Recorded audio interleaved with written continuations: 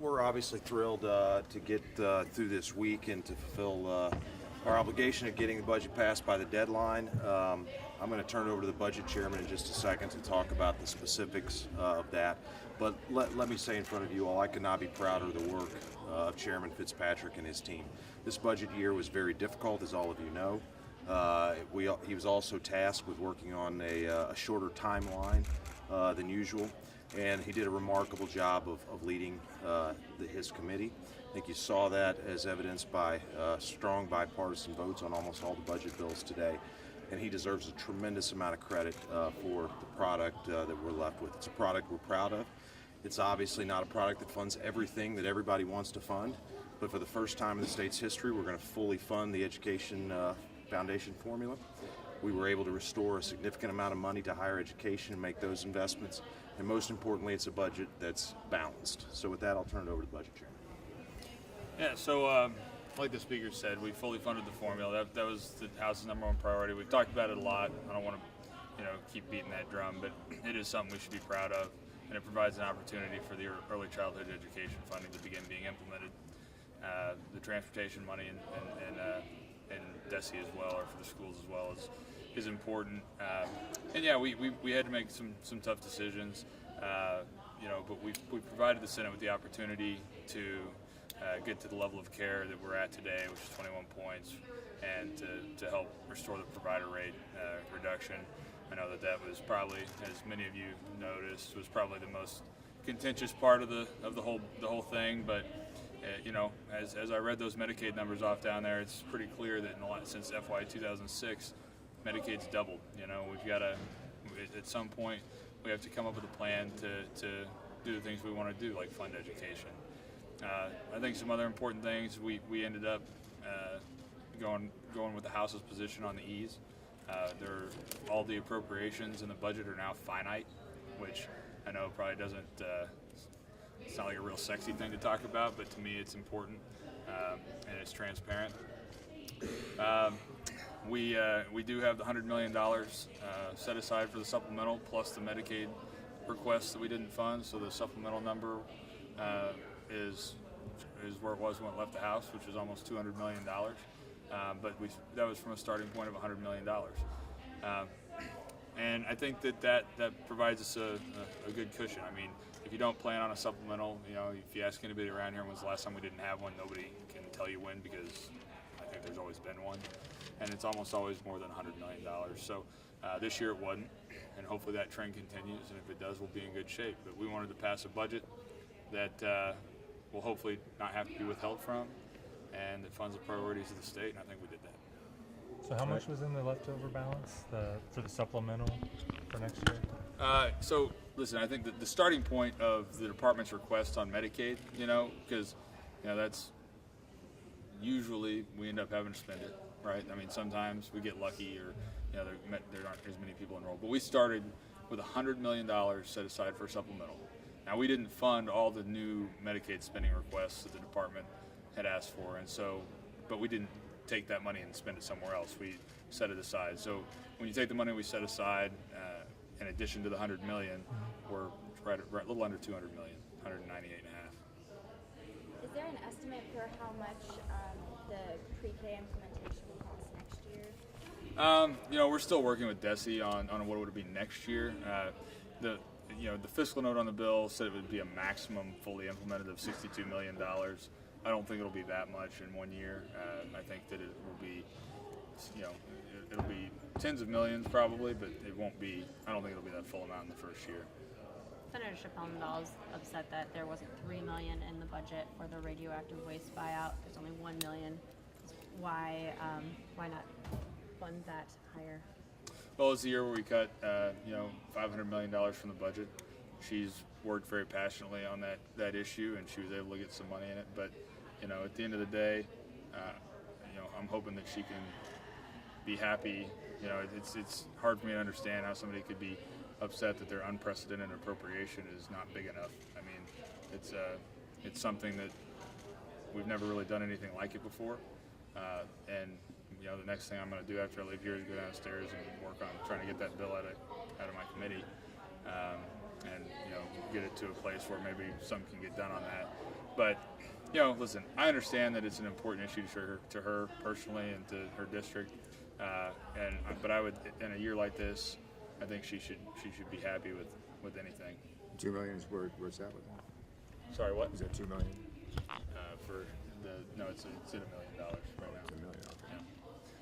Yeah. I actually am going to write something about the foundation formula being funded, as that was one of your priorities that you stated from the moment you became chairman of this committee. So would you just talk about getting that done? Yeah, I mean, listen, it was the number one thing I was going to figure out how to do when I released the substitutes was fully fund the formula. That was what I made that decision early on, and the Senate committee didn't agree with that. I will say that the amendment on the Senate floor, making it not conferenceable, obviously solidified it, made it impossible without a motion to exceed the differences, which I don't think we were prepared to make over here.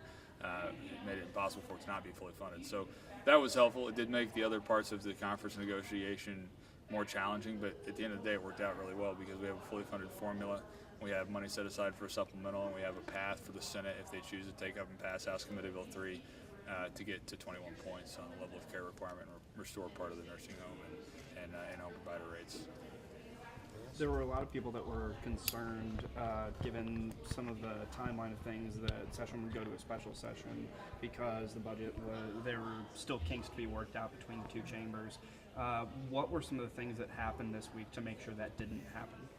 Listen, Senator Brown and I, got together on Monday at about noon to start talking about what our recommendations would be to the conference committees, and there's always a point in those negotiations where there's a big issue that the two sides don't agree on, and sometimes it takes a little bit of time to come up with a way to figure out a reasonable compromise that everybody can live with on that.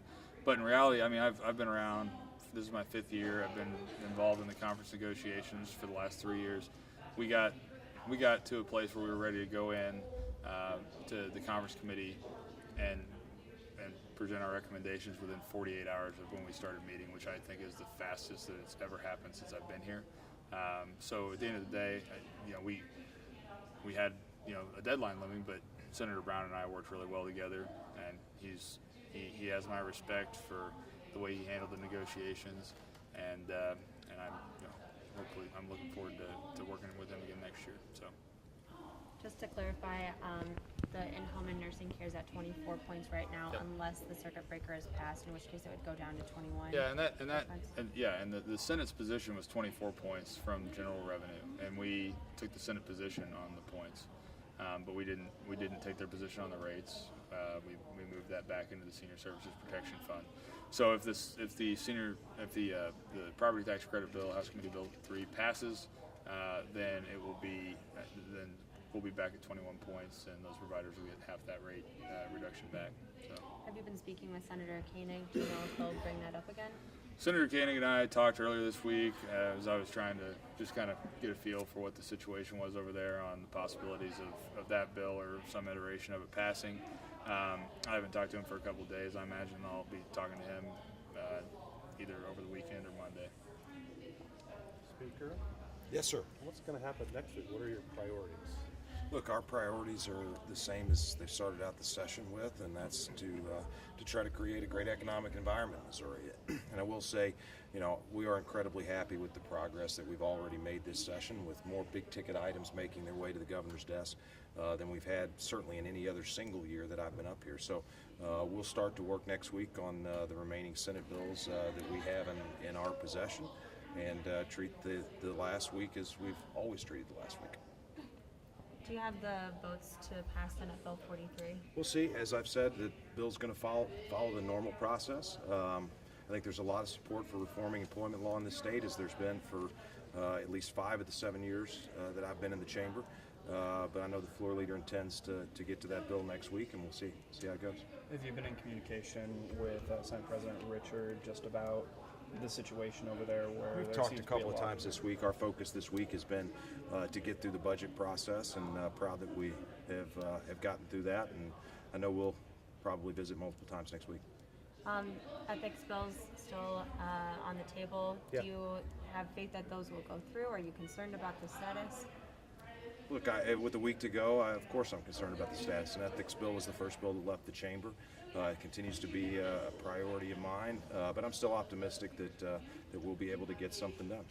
Senator Kehoe's lobbyist gift ban bill is a little different in that it allows for, I think, $10 a day accepted from lobbyists. Is that something that's acceptable in the House? Which seems very... Representative Alferman has sponsored that bill in the House, and his position's been that we go to a zero limit.